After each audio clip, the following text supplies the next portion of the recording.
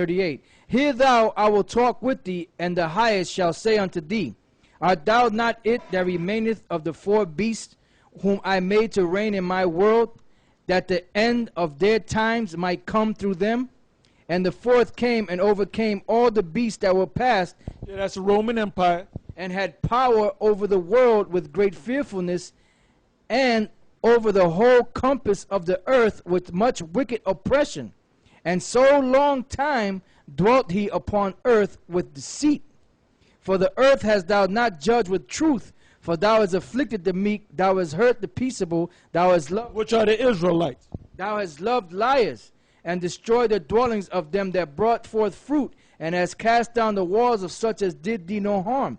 Therefore is thy wrongful dealing come up unto the highest, and thy pride unto the mighty. The highest also hath looked upon the proud times, and behold, they are ended, and his abominations are fulfilled. And therefore appear no more thou eagle, nor thy horrible wings, nor thy wicked feathers, nor thy malicious heads, nor thy hurtful claws, nor all thy vain body, that all the earth may be refreshed, and may return, being delivered from thy violence, and that she may hope for the judgment and mercy of him that made her. Yeah, so that's the very end of that eagle, with the 12, the 3 heads, the 12 feathers, and so forth. It starts off with the pagan Roman Empire, then it ends up with the last leg of the Roman Empire, which we're in the midst of right now. All right? Go ahead, what you got? Revelation 13 and 12. And he exerciseth all the power of the first beast before him, and causeth the earth and them which dwell therein to worship the first beast, whose deadly wound was healed. Yeah, because it was destroyed, starting with Septimius Severus. The Roman Empire wasn't totally destroyed during the period of Septimius Severus. It was starting to go down. That was at 193 AD. Really, when we got power through our foreparents, starting with Constantine the Great, that was 325, 326 AD. So 325, 326 AD, all the way up to really 1325, in the 1340s, and the beginning of the 1400s. That's when we started to go down. We started to actually go down in the beginning of the 1300s, because the society doesn't just go down overnight. See, this society, Babylon's been going down really since 1970. When you go back to Obadiah, so when you set your nest among the stars, thence will I bring thee down. So they've been going down for what? 40 years. Now we're at the very end of this thing. Okay? If you ain't got nothing else, I got some stuff. Okay, good. What about Revelation 13? Did you finish that? You want more on it? Yeah, give me some more of that. All right, verse 13. And he doeth great wonders, so that he maketh fire come down from heaven on the earth in the sight of men, and deceiveth them that dwell on the earth, by the means of those miracles which he had power to do in the sight of the beast, saying to them that dwell on the earth, that they should make an image to the beast, which had the wound by a sword. In other words, your system is going to be based upon the ancient Roman system. That's why if you become a lawyer, you have to know Latin. Legalese is, for the most part, Latin. If you want to become a doctor, the medical terms are Latin. If you want to know about the stars and the planets, they're Latin or Greek names.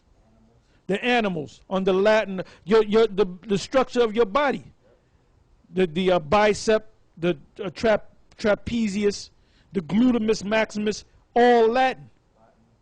Botany, the trees have what's called botanical names, which are Latin names. Read that part again. It says, saying to them that dwell on the earth, that they should make an image to the beast. So the image is what? Their system. We're going to get as close as we can to the ancient system. That's why you go to certain areas, like you go to Wall Street, you go to the New York Stock Exchange, it looks like a scene from ancient Rome. The architecture. Go ahead. Which had the wound by a sword, and did live. and did live, because it went down for a period of time, for 1,000 years to be exact. You can go to Revelation, the 20th chapter, and read that, and it came back into power.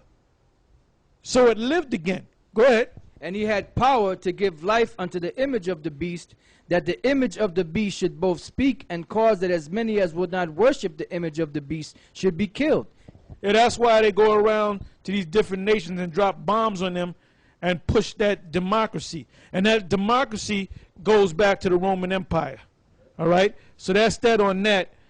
Now I'm going to show you the similarities of the Roman Empire, the ancient Roman Empire, and America, which proves that this is the Roman Empire. Okay, I had the page. I don't know if you speak. Yeah, that's right. So America is nothing but the revival of the ancient Roman Empire. It's just an extension. Just like whenever the Romans would go and conquer a certain land, that became part of their empire. That's the same thing with America. And the Renaissance began around the 1300s. That's when the Renaissance began. That's when the so-called white men started coming back into power. That revival started coming back into power. Okay, this right here from a book entitled Judea Trembles Under Rome by Rudolph R. Windsor. And by the way, Rudolph R. Windsor is an Israelite that went through this man's system, and he learned a lot. He doesn't have the full story, but he has a lot of understanding, a lot of information. So this right here is entitled Judas the Galilean, but I want you to start right from Josephus. Go ahead. This is on page 41. Josephus informs us that Octavius...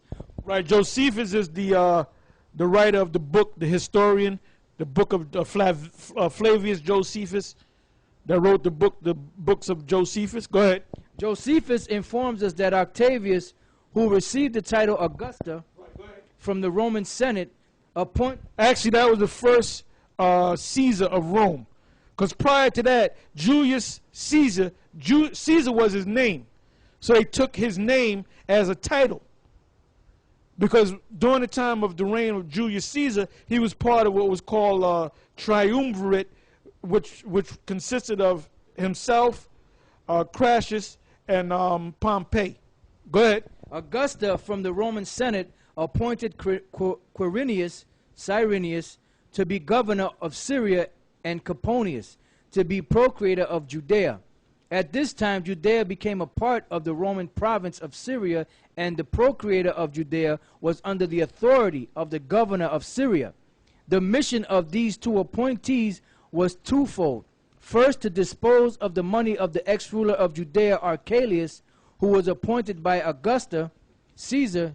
Second, to obtain a census. Did you hear that? Second, to obtain a census. So you had a census back in ancient Rome. When you get a chance, give me Luke the 2nd chapter. You had a census back in ancient Rome, which was against the Most High, because you wasn't supposed to count Israel, because David got Israel jacked up because he counted Israel. So you got the same thing today. You have a census, man.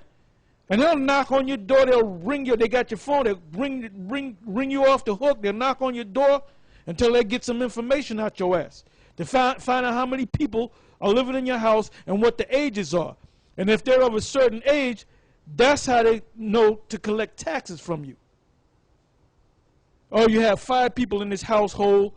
They're all over the age of 18. The oldest is 59.